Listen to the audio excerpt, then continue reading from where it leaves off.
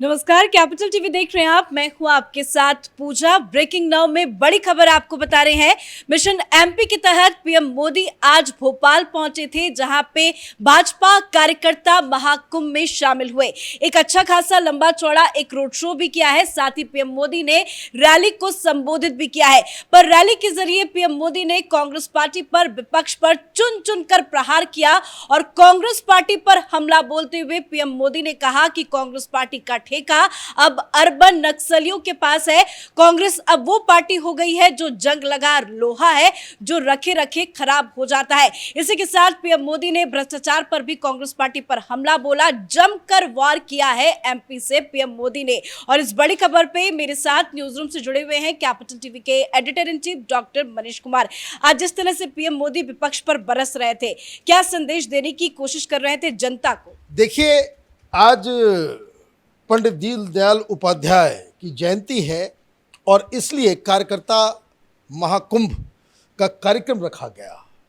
वैसे देश भर में बीजेपी कार्यकर्ता इसे मनाते हैं, लेकिन प्रधानमंत्री मोदी ने आज के इस मौके को पूरी तरीके से समर्पित कर दिया राहुल गांधी के ऊपर, कांग्रेस पार्टी के ऊपर, और बहुत ही जेन्युइन जिसको कह सकते हैं कि जो वो बातें उन्होंने उठाई जिस वजह से कांग्रेस के अंदर भी लोगों के अंदर डिसअफेक्शन, डिससेटिस्फैक्शन है। वो इसलिए क्योंकि प्रधानमंत्री ने जो बात कही, जो आपने अपने इंट्रोडक्शन में कहा, जो सबसे बड़ा जो प्रहार है वो ये है कि कांग्रेस पार्टी अब अपने से कोई काम नहीं करती।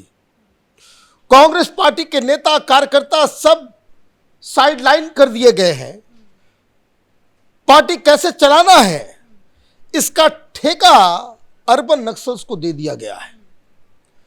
और ये कांग्रेस पार्टी को अब कांग्रेस ही नहीं चला रहे, बल्कि ये नक्सली चला रहे हैं। अब इसका मतलब आप समझिए वो क्या कह रहे हैं। वो ये कह रहे हैं कि चाइनीज एजेंट बन चुकी है कांग्रेस पार्टी, क्योंकि अर्बन नक्सल्स उनका पूरा एग्जिस्टेंस ही चाइना के पैसे पे है, चाइना की विचारधारा पे, चाइना की ट्रेनिंग, चाइना के हथियार। ये नक्सली, ये तो आतंकवादी संगठन को कहा जाता है।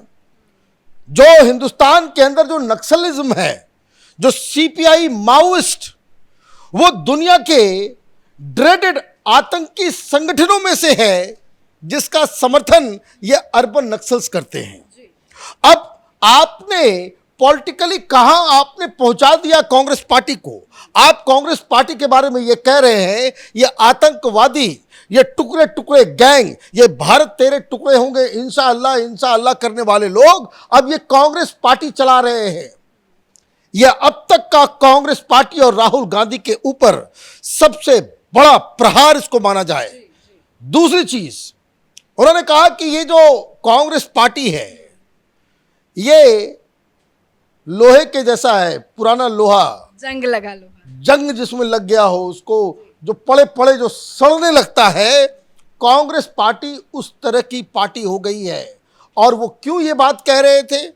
वो ये कह रहे थे कि कांग्रेस पार्टी जहां रहती है लूट खसोट करती है, जहां रहती है वो भ्रष्टाचार। और अगर राजस्थान और मध्य प्रदेश में अगर फिर से इनको मौका दिया गया, उनकी सरकार बन गई, तो जिस हिसाब से राजस्थान और मध्य प्रदेश बीमारू राज्य से बाहर निकले हैं, ये फिर से बीमारू राज्य में डाल देंगे, क्योंकि ये सिर्फ और सिर्फ घोटाला और भ्रष्टाचार करने में, पैसा बनाने में लगे हुए। हमने कहा कि जहां जहां कांग्रेस की सरकार है वहां से भ्रष्टाचार है। ये कांग्रेस पार्टी तो इस आरोप के बारे में कभी कुछ बोलती नहीं। एक सबसे बड़ा दिक्कत यही है कि 60-70 सालों में जो कांग्रेस पार्टी का इतिहास रहा है, ऐसा कोई विभाग नहीं, ऐसा कोई मंत्रालय नहीं, ऐसा कोई डिपार्टमेंट नहीं, ऐसा कोई भी प्रयोजन नहीं, योजना नहीं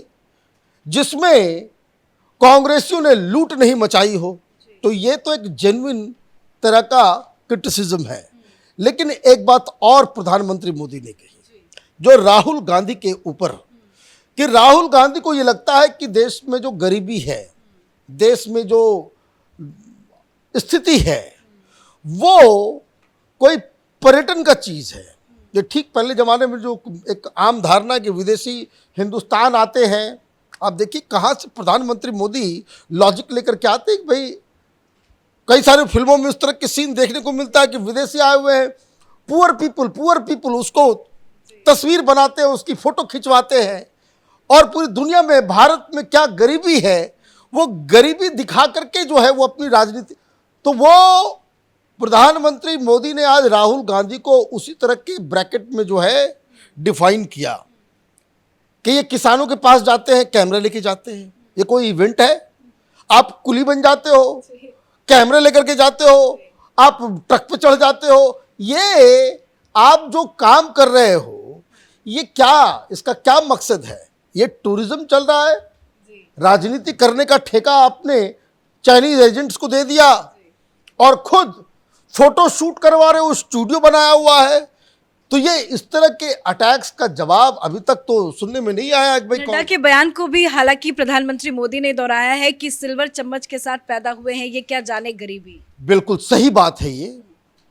इसलिए आप देखिए राहुल गांधी या गांधी परिवार का कोई व्यक्ति जब कभी भी ग्रामीण परिवेश में जाता है तो आप देखिए कभी आलू के बारे में उल्टी पुल्टी बातें, कभी वो मिर्च के बारे में कुछ कुछ कह देते हैं, कभी धान के बारे में कुछ कह देते हैं, कभी कह देते हैं भाई चीनी ही क्यों नहीं उपजाते हो, उनको ये भी नहीं मालूम है कि चीनी कैसे बनता है। ये लीडर ऐसा है जिसको समाज में क्या गतिविधियां चल रही है उसके बारे में जानकारी नहीं है। तो पहले क्या होता था, कांग्रेस पार्टी क्या कहती थी? कांग्रेस पार्टी कहती थी कि भाई आप देखिए 2004 से ही राहुल गांधी की लॉन्चिंग लगातार हो रही है, 20-25 बार लॉन्चिंग हो गई और हर बार फेल हो जाता है। वो कारण वो कुछ ना कुछ ऐसा गूफअप कर देते हैं। अब पहले क्या होता था कि ट्रेन से वो सफ़र कर रहे हैं, क्यों भाई सफ़र कर रहे हो? तो वो आइडिया ये कि गांधी जी ट्रेन से सफ़र करते थे तो राहुल गांधी भी ट्रेन से सफ़र करेंगे। लेकिन वो ये कहते हैं कि भाई हम सीख रहे हैं। पहले जो एलिबाई होता था कि भाई राहुल गांधी सीख रहे हैं, देश को समझना चाहते हैं, देश के बारे में जानकारी इकट्ठा करना चाहते हैं। भाई अब 54-55 साल के आदमी हो गए हो, कब तक सीखते रहोगे? ये तो कोई टीनेजर कहे 30 साल का व्यक्ति 32 साल, 30 साल के बाद सीखने का काम खत्म। लेकिन अभी तक आप सीख रहे हो। तो प्रधानमंत्री मोदी ने इसको लेकर के भी बड़ा प्रहार किया।